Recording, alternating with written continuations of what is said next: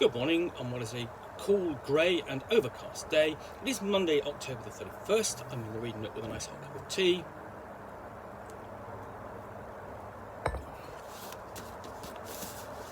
And a parcel to unbox. So, comes on nicely. Okay. And what I've got inside is this, Appendix N, the Eldritch roots of Dungeons and Dragons, and this is, let's have a look, see it's published by, just trying to look, let's have a look, Strange Attractor Press. So, Appendix N, the Eldritch roots of Dungeons and Dragons. When the adventurers first arrive in the village, they can already hear whispers of the strange and terrible happenings in the ruins of the nearby hills. Drawing upon Gary Gygax's list of inspirational reading in the original 1979 Dungeon Master's Guide, Appendix N presents a selection of short fiction and resonant fragments that shape the world's most popular role-playing game. Appendix N explores and contextualizes these ambitious lyrical excursions that set the adventurous tone and dank dungeon-crawling atmospheres of fantasy roleplay as we know it today. So we've got a map in here. Now, I don't immediately recognise the map, but it's classic TSR style dungeon map.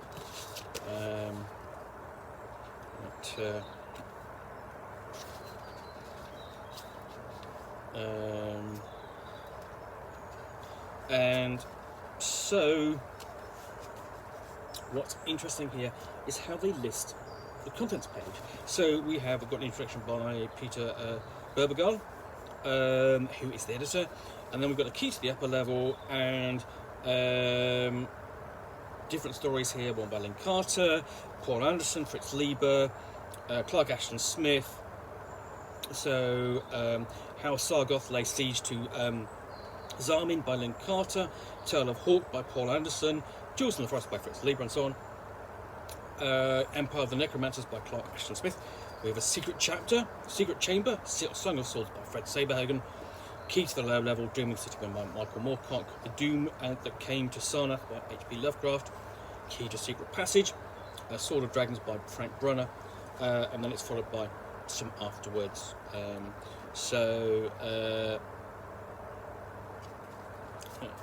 Here we have a guide to Dungeon, but so what we call it essentially Dungeon Module GG1, Descent of the Temple of Appendix N, Adventure for character levels 1 to 4, with notes for the Dungeon Master only, and your atypical purple text to read out to the players.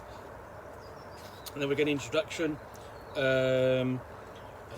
which really is going to go over how Dungeons and Dragons was created, brought about.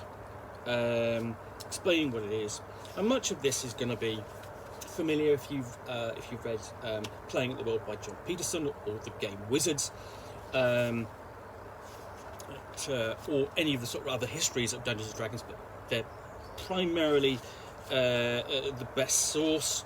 So this is actually quite a lengthy introduction, so that before we get into the key to the upper level, a nice classic kind of piece of illustration, sort of showing an entrance to a network underground with a sort of a stone door there leading into some tunnels. And we have the first short story.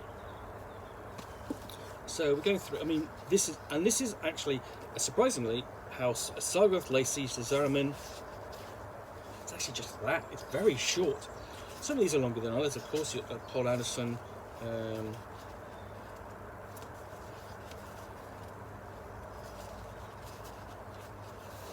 Like that, and then Jewel in the Forest by Fritz Lieber, a similar length, so on.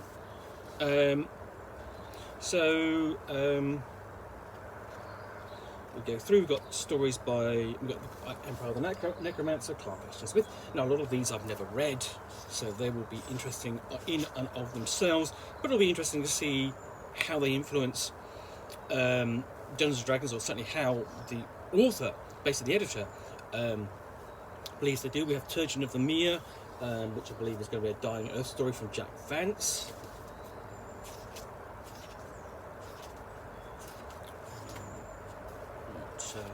Here at the Gates by Tanith Lee. She's an author I've never read.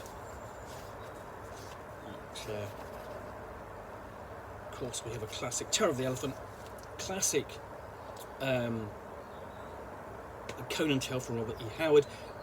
Arguably, it's one that you see again and again, and almost when it comes to role-playing, it's the starting adventure for Conan, or the player characters. We have the Secret Chamber, complete with chests to be plundered. There's some Song of the Swords. There's actually some poetry here by Fred Saberhagen. Before we delve into the Dreaming City, which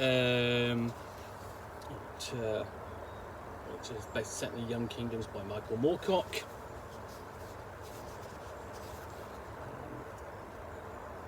Doom That Came to Sarnath, classic Lovecraft, again something I do actually have read.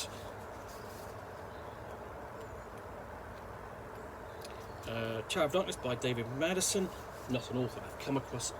I mean, you know, this is, I mean, if you've got a copy of the Dungeons and Dragons first edition, Appendix N, a lot of this will probably be familiar if you've delved into the fiction and authors that it lists. And I think that one of the things that it's one of the sources that people do go back to in the old school Renaissance. In particular, Dungeon Crawl Classics from Goodman Games does that, goes back and looks for inspiration in those authors, in those books. To create some fantastic adventures. We have Straggler from Atlantis, Manuel Wellman, again another author I've never read. I am not as well read as it would appear. It's reading too many role-playing games. Margaret Sinclair and The Man Who Sold Ropes to the Knolls.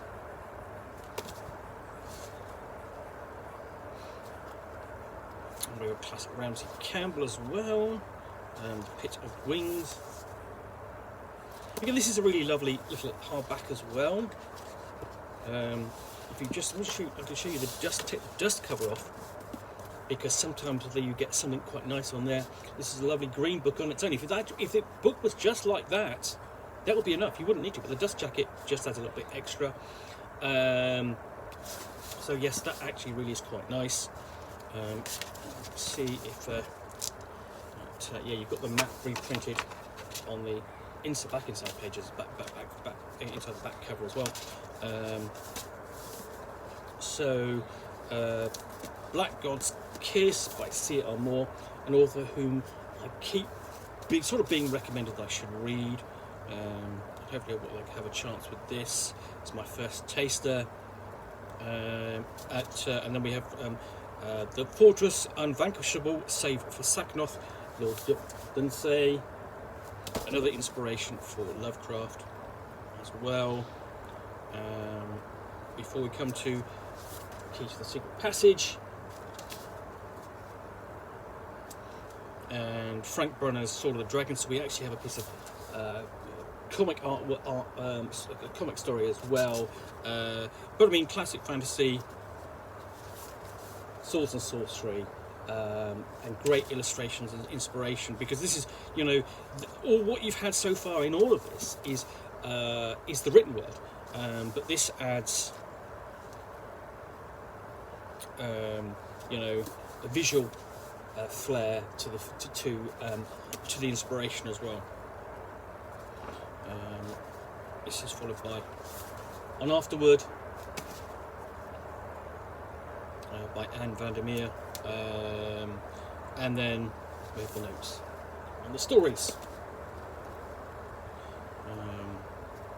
and then Appendix N, inspirational educational reading, which reprints Appendix N from the Dungeon Master's Guide from 1979. So it's all there if you want it, and it's rounded out with some acknowledgements.